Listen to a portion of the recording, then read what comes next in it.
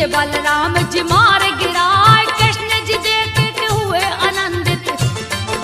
ग्वाल ग्वाल सब गए हर्षाए, कदम की डार पे झूला झूले। वृक्ष की डाली रही ठिलाए, बंसी की धुन पे ग्वाले गोपी।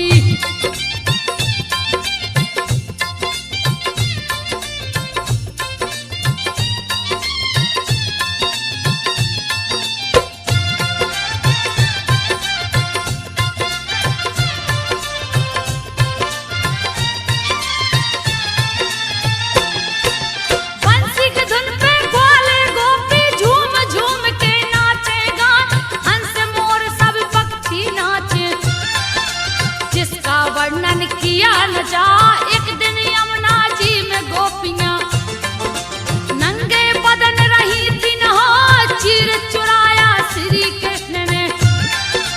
गई गोपियां सब घबराए, जा कदम के ऊपर चढ़ गई। सारी गोपियां रही चिल्लाए, कहने लगी सब कपड़े दे दो। शर्म के मारे रही शर्माए, श्री कृष्ण तब हंस कर बोले।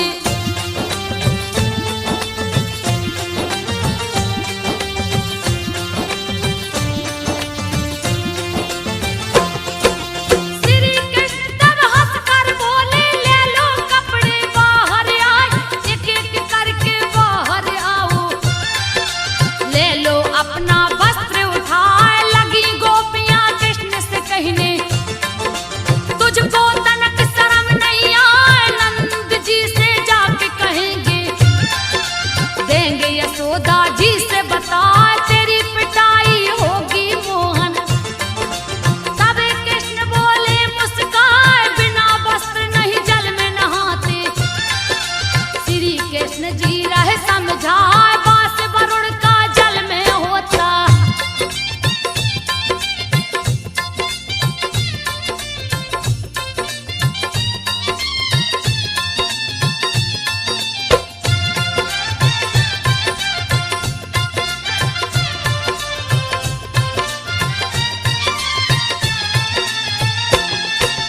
बास वरुण का जल में होता, जल के संग में धर्म बह जाए, क्यों किया तुम सबने ऐसा।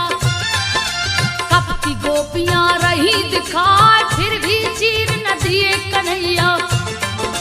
कहने लगे वो फिर समझाए, तुमने जो अपराध किया है। प्रायश्चित का एक उपाय, हाथ जोड़कर माथा लगा लो। देता हूँ मैं चीर गिराए, लगी सोचने सारी गोपियां। दूजा नहीं है कोई उपाय, बारी बारी बाहर निकली।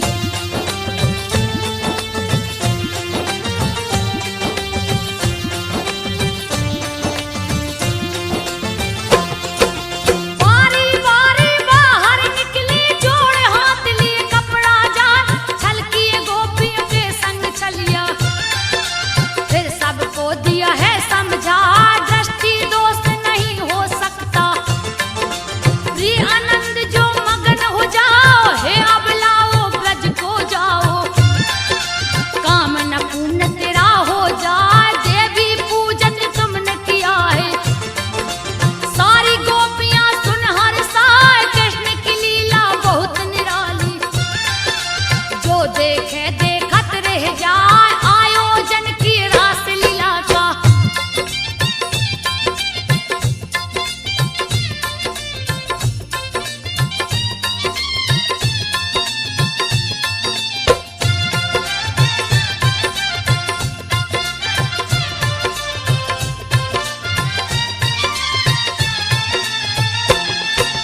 आयोजन की रास लीला का सभी देवी स्त्री संग आए, नव मंडल पे बजन गाड़ा। सारे देवगण फूल बरसाए, सजा चबूतरा रस मंडल का। अति सुंदर है रहो दिखाए, नाचत नाचत थकी गोपियां। सुध बुध सबाई गई है भुलाए, कोई भुजा कोई ओठ को चूमे। कोई कंधा से कंधा मिलाए, झूमे झूमे संग राधा नाचे। कृष्ण जी बंसी रहे बजाए, राधा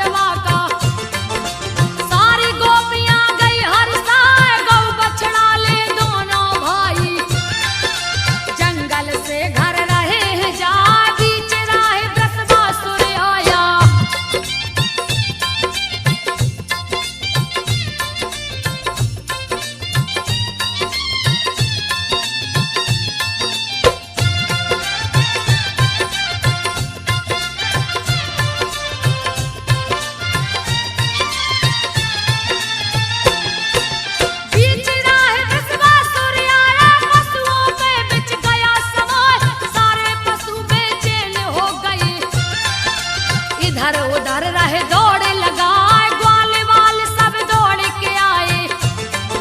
श्री हरि से दिए बात बताए, गऊ के आगे बैल खड़ा है। सभी रहे भयभीत दिखाए, बैल नहीं वो वृषभासुर है। उसका काल गया नियरा, वृषभासुर के सामने आकर। गोविंद गए हैं क्रोध में आए, ताल ठोक हरि ने ललकारे।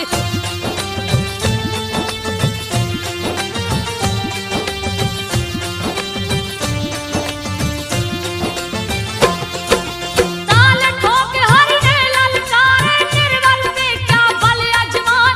मरे गया अब तू मेरे हाथों से, कोई नहीं सकता है बचाए। वज्र समान कृष्ण पे टूटा, तनक न भय श्री हरि से खाए। बड़ा ही भीषण युद्ध किया है, पैतरा तरह तरह दिखलाए। युद्ध के माहिर श्री हरि हाथों, उसका सिंह गया पकड़ा। सिंह पकड़ गर्दन को तोड़े, दिए पटकना एक लगाए। पापी के उड़ गए प्राण पखेरु।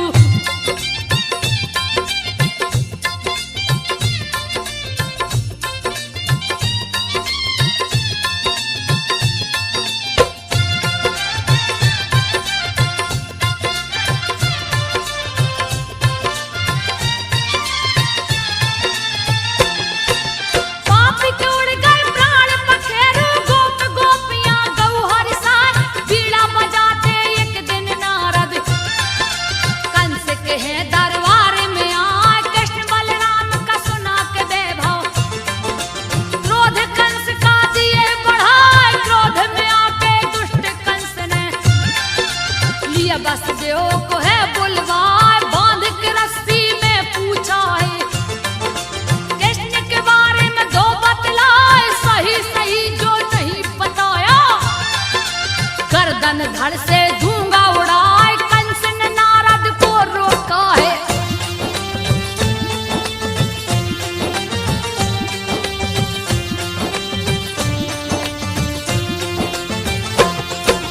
कंस ने नारद को रोका है। फिर उसको बोले समझाए, कृष्ण बलराम दोनों भाई को मथुरा में ही लो बुलवाए। वसुदेव को कारागार में डाला, केसी दैत्य को लिया बुलाए। जा बलराम श्री कृष्ण को मारो, यमपुरी को दो पहुंचाए। हाथी महावत को बुलवाया, उसको भी रहा है वो समझाए। आते ही कृष्ण को मार डालना, उसको लेता हूँ बुलवाए। अपूर को अंत में बुलवाया।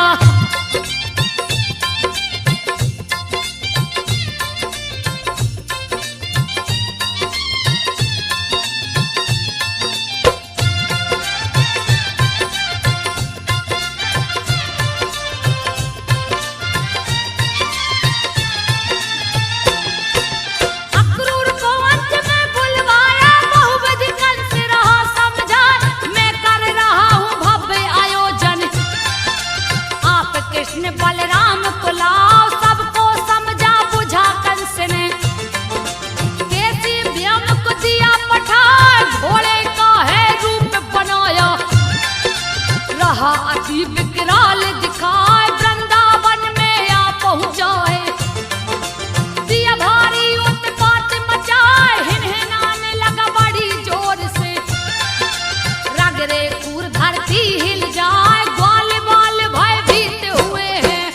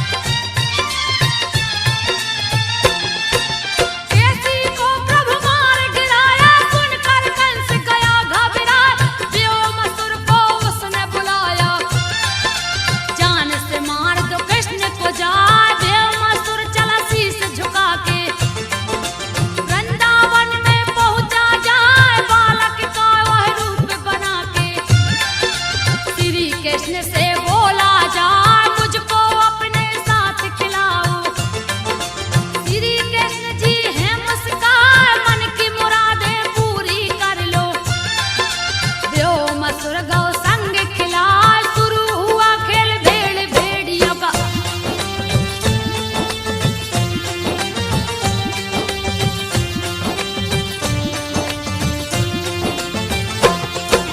शुरू खेल हुआ भेड़ भेड़ियों का, व्योमासुर दिया माया रचार, एक एक करके ग्वाल बाल को गुफा के अंदर दिया छुपा, बंद कर दिया द्वार गुफा का। दिया खेल में सबको हरा, श्री कृष्ण को देख अकेला, भेड़िया कालिया रूप बना श्री कृष्ण के ऊपर झपटा। प्रभु पकड़ कर गला दबाए पटक दिए धरती के ऊपर, प्राण पखेड़ू दिए उड़ाए, ग्वाल वाल को जाके छुड़ाया।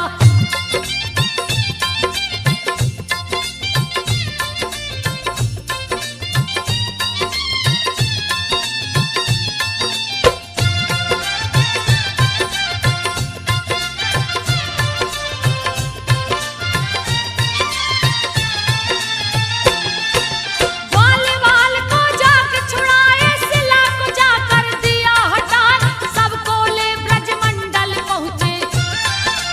गैया दोहन दाऊ संग जा, दूत अक्रूर जी वहाँ है पहुँचे। कंस का दिए संदेश सुना, रथ पे बैठे श्री हरि जी, वृंदावन से मथुरा जा पहुँचे मथुरा नगरी में। रणभूमि जहाँ कंस सजाए, राजमार्ग की ओर बढ़े हैं। कुब्जा एक रही दिखलाए, चंदन फूल से साल सजा के।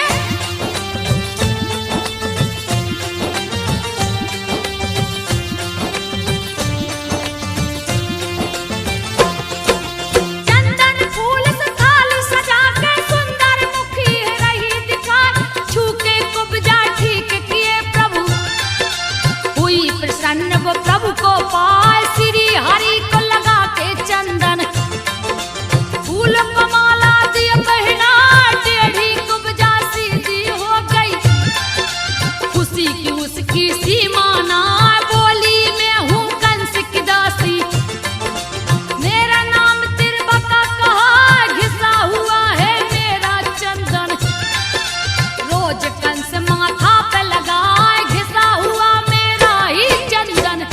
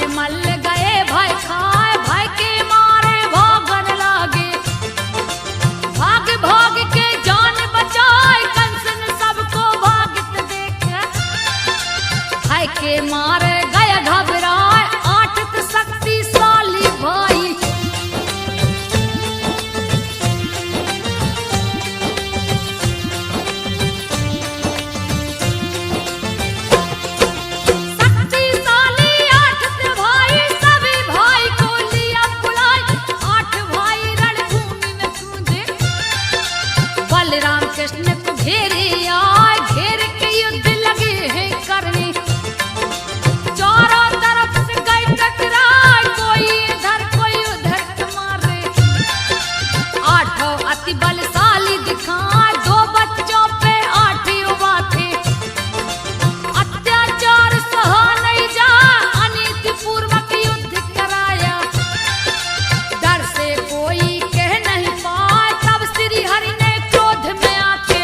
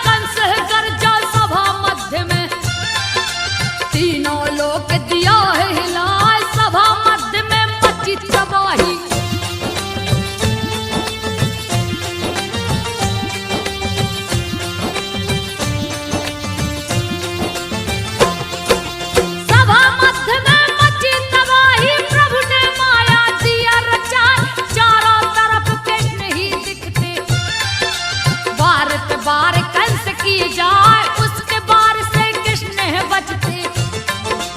बार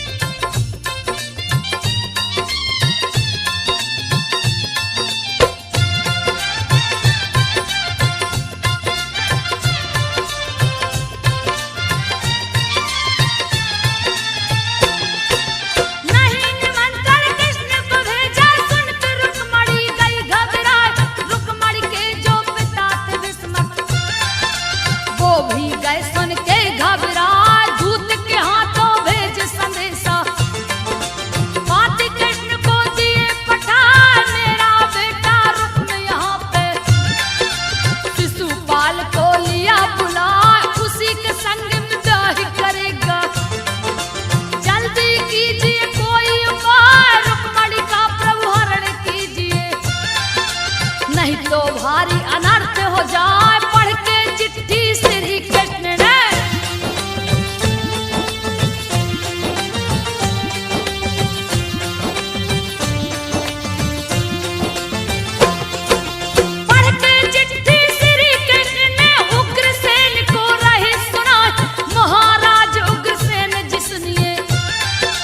मेरी बात को ध्यान लगा, चिट्ठी में की सारी बातें उग्रसेन को दिए सुना। उग्रसेन ले आदेश प्रभु का, दल वाले अपना लिए सजा। रथ में 4 अश्व जोत के, सारथी रथ को लिया सजा। कृष्ण जी रथ में बैठ गए हैं, ऊपर लाल ध्वजा लहरा। जिसको पकड़े हैं बजरंगी,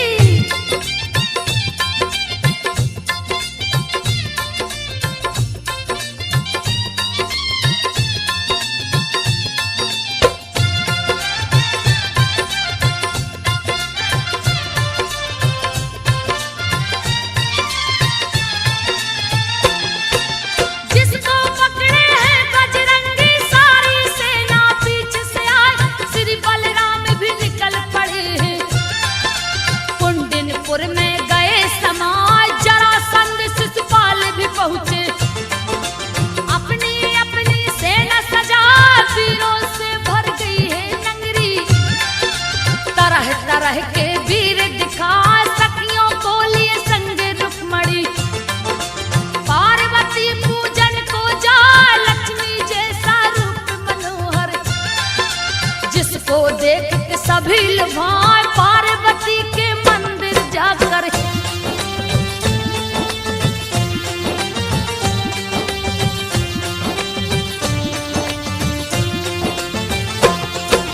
पार्वती के मंदिर जाकर पार्वती को रही मनाए। आरती पूजा बंद न करके पार्वती को दिया प्रगटाए। माता हर्षित होकर बोली, मांग लो वर जो मन में आए। तब रुक्मणी ने शीश झुकाकर माता से बोली, हर्षा पति के रूप में कृष्ण दीजिए। तुझे इच्छा कोई ना, यो मस्त के पार्वती ने रुक्मणी को लिए गले लगा।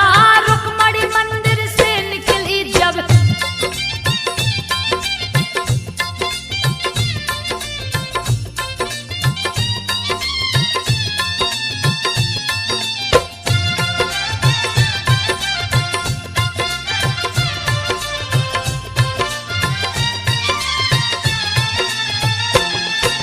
रुक्मणी मंदिर से निकली है। तरह तरह के वीर दिखा, रथ घोड़े और पैदल सैनिक। जगह जगह के राजा आए, रुक्मणी को सब देख रहे हैं। अति सुंदरी रही दिखा, जो देखे देखत रह जाए। देख के जाते हैं ललचा, जैसे ही कुछ दूर गई है।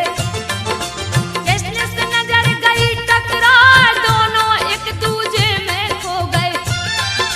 श्री हरि जी हैं रहे मुस्कान, आगे बढ़ के हरण कर लिए।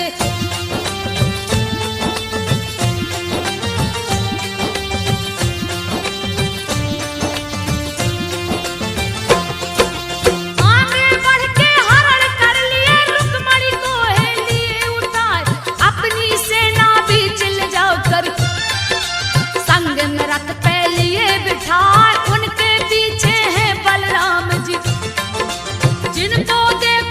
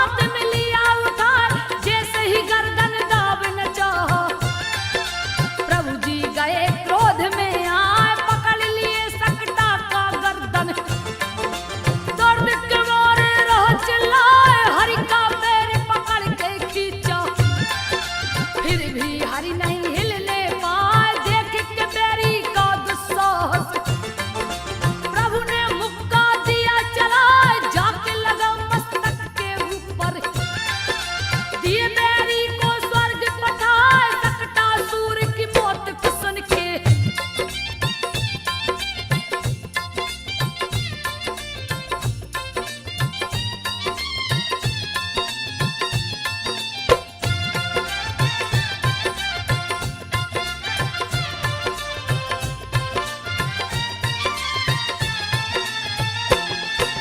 सकटासुर की मौत को सुन के दैनाव्रत गया क्रोध में आए, सकटासुर का भाई लगता कृष्ण से आके गए टकराए, छीन लिया दसदा की गोद से, दिन को दिया है रात बना, छाया चारों ओर अंधेरा, यशोदा जी कुछ समझ न पाए, लेके उड़ा है आकाश मार्ग में, बेरी जोर रहा अजमाए, पटक दिए धरती पे उसको, दिए मौत की नींद सुलाए, घुटनों के बल प्रभु चलते हैं,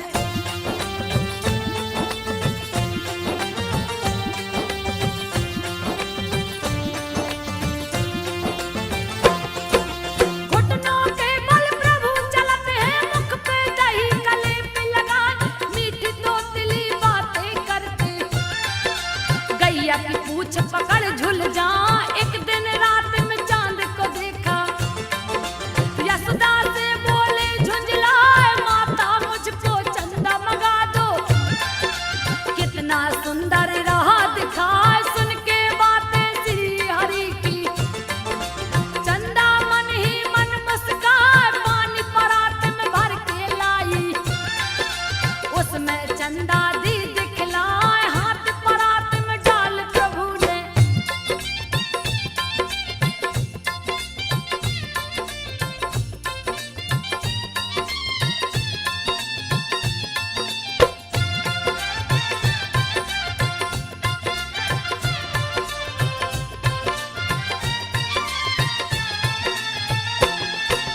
हाथ परात में डाल प्रभु ने, पानी को तब दिया हिला, खो गए चंदा फिर लगे रोने, मैया दो चंदा मंगवाए, खेल देख के श्री हरि का, चंदा उतर के अंगना में आए, अनेक तरह की लीला करके, दूध दही माखन को चुराए, रोज उलेहना ग्वाले गोपे, यशोदा जी को रहे सुनाए, माता जी से कान्हा कहते, मैया में नहीं माखन खाए, गोप गोपियां पड़े हैं पीछे,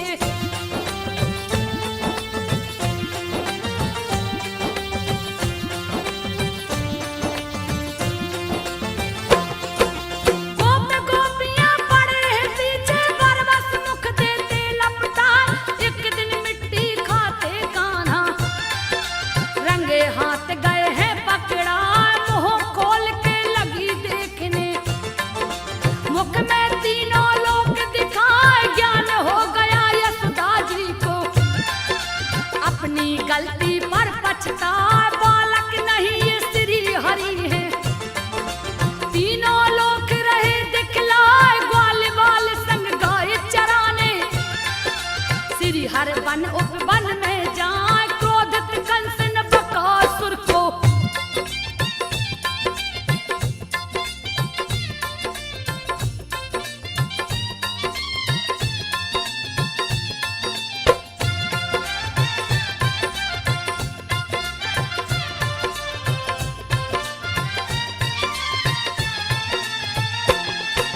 क्रोधित कंस ने बकासुर को यमुना के तट पे दिया पठा, बगुल का रूप धार के आया, ग्वाल बाल सब गए डराए, गैया बछड़ा भागन लागे, दिया भारी उत्पात मचाए, कृष्ण को चोंच में बंद कर लिया, ग्वाल बाल सब गए घबराए, मुख के भीतर बड़े हो गए, पांव तले दिए चोंच दबाए, बकासुर का वध कर डाला, कंस भी भय से गया घबराए, क्रोधित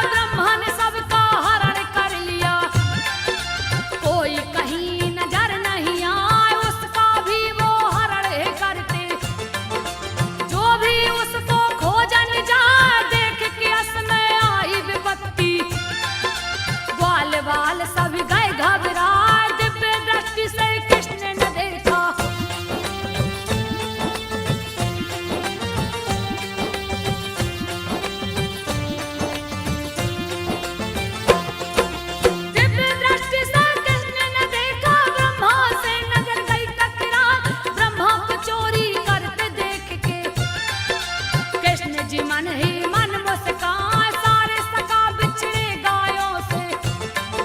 कृष्ण जी ने है दिया छुड़ा, दूसरी बार जब ब्रह्मा जी ने सोचा सभी को फिर से चुराए, गैया बछड़ा नजर न आए।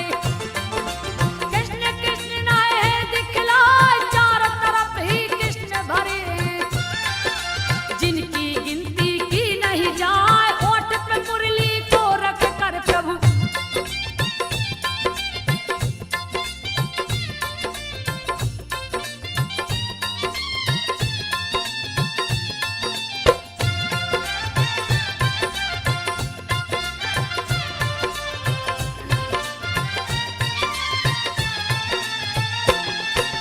ओठ पे मुरली को रख कर प्रभु मंद मंद है रहे मुस्काए, शंख चक्र गदा पद्म है सोए, दिए चतुर्भुज रूप बनाए, चोरी के पाप से बचने को ब्रह्मा कृष्ण की स्तुति रहे सुनाए, बोले जय हो कृष्ण कन्हाई। ओम नमो भगवते वासुदेवाय, आप ही माता पिता सखा हैं, आप ही तो है मेरे भाई, लेना चाह परीक्षा आपकी, मेरी चूक क्षमा हो जाए। ब्रह्मा जी को किए माफ प्रभु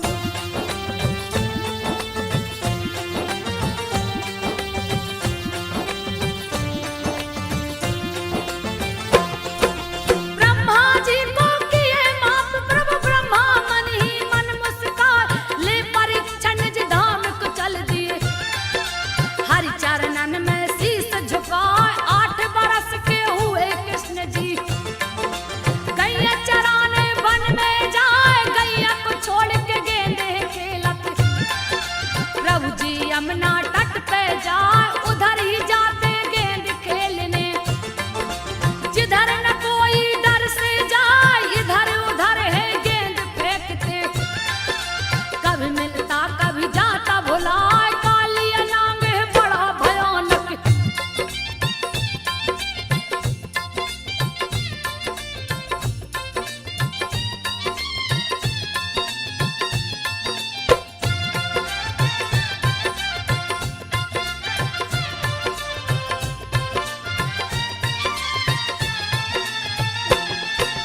कालिया नाग बड़ा भयानक, जिसका वर्णन किया न जाए, हर पल विष को गलता रहता, यमुना को दिया दुष्ट करार, जो भी प्राणी पानी पी ले, विष के असर से वो मर जाए, विष के मारे यमुना का पानी काला काला नजर है आए, 10 योजन तक विष फैलाया, जिसके अंदर कोई न जाए, भूल से जो भी चला जाता है, लौट के फिर वापस न आया। कालिया मर्दन को चल दिए हैं,